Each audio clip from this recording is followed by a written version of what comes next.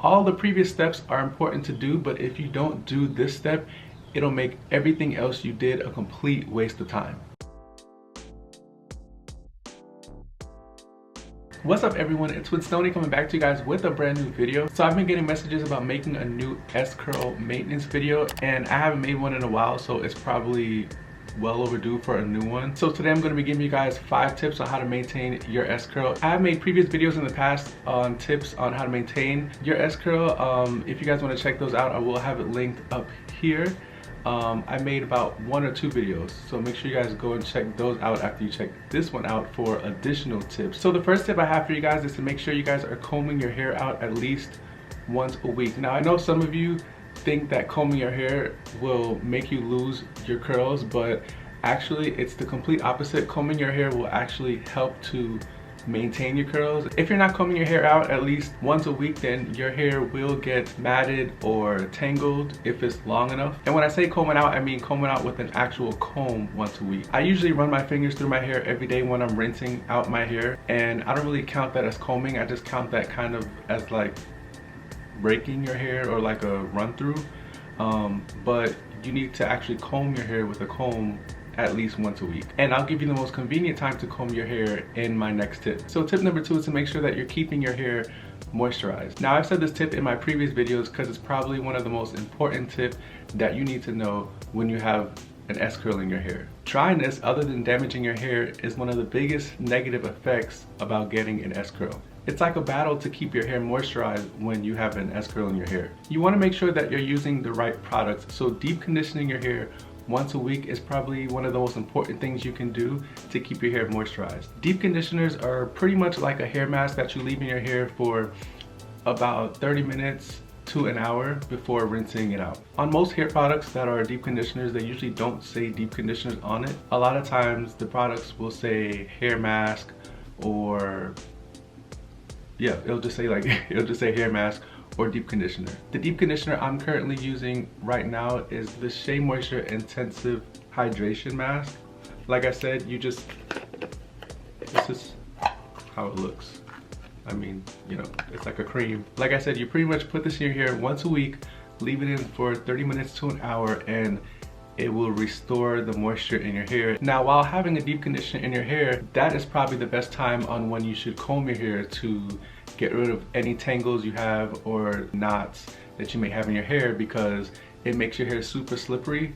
So it's a lot easier to get the tangles out versus breaking your hair if you're combing your hair out when it's dry. Other than deep conditioners, there's other hair masks you can use to help moisturize your hair, such as an avocado mask. Now I've done an avocado mask video showing you how to make one and to put one in your hair. I'll have that linked right up here, and I also have it linked in the description below if you guys want to check that out. Also, in addition to deep conditioners and hair masks, you should also be using some type of hair oil throughout the week to keep your hair moisturized, such as argan oil or jojoba oil, which is another good oil. Okay, so tip number 3 is to use a curl defining cream. The S-curl makes your hair curly, but sometimes it needs additional products to help it stay curly. That's where a curl defining cream comes in. Now I currently use this curl cream.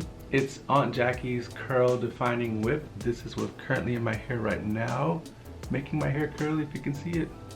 Yeah. Typically what I would do is I would wash my hair, you know, I would shampoo, condition it, and then I would put this on my hair. I would put this on my hair when it's damp, and then I would sometimes blow dry it and use a diffuser, which looks like this. You can get one of these from Sally Beauties for like $3.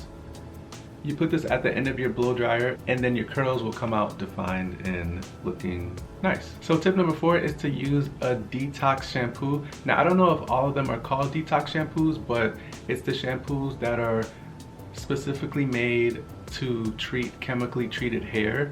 So like this one right here, I've shown this shampoo in a previous video. This is the Talia Waheed Detox Shampoo. As you know, when you get an S-curl, it breaks down the follicles in your hair strand so that it can change your curl pattern, and this results in making your hair weaker. So a shampoo that helps chemically treated hair will be made especially to rebuild those follicles so that your hair can be strong again. And lastly, tip number 5 I have for you guys is to cover your hair at night, either with a bonnet, a satin do-rag, or just sleep on a satin pillowcase. All the previous steps are important to do, but if you don't do this step, it'll make everything else you did a complete waste of time. That's because if you're sleeping on a regular pillowcase, especially if you don't have your hair covered, that pillow will absorb all the moisture from your hair, and then you'll pretty much be at square one again with dry and tangled hair. Not only does it dry out your hair, but it also dries your skin out too. So your skin can get really dry with a cotton pillowcase, and dry skin can cause acne. Make sure you're protecting all of your hard work with making your hair curly and moisturized by correctly covering it at night. Otherwise, you're gonna have to do everything all over again. I mean, you have to do everything all over again every week, but you know what I'm saying? Like, you're gonna have to do everything all over again every day, and it could be a little frustrating. Honestly, having an S-curl, it requires daily maintenance. You can't expect to put an S-curl in your hair and then it be curly and then that's it.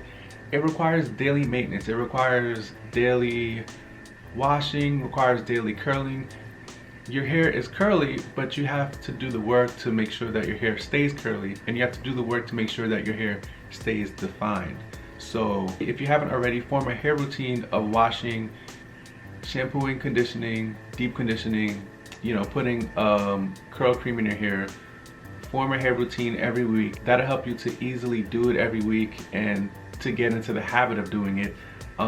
If you guys haven't already, I have a hair schedule in the description below. That hair schedule shows you how I wash, shampoo, condition my hair every week, what days I do it, how often I do it. You can use that sort of as a template to making your hair schedule. So yeah, go ahead and download that. It's in the description below if you guys have not already. And those are my 5 tips, guys. There's about 1 or 2 tips in there that I've repeated from previous videos, and that's because they're probably the most important tips I can give you with maintaining your texturized hair. If you want to see those previous videos of me giving you additional tips on maintaining your texturized hair, I will have them in the description below. You guys can check those out after this video. Make sure you give this video a thumbs up and subscribe to my channel for more videos every week, and I'll see you guys in my next video.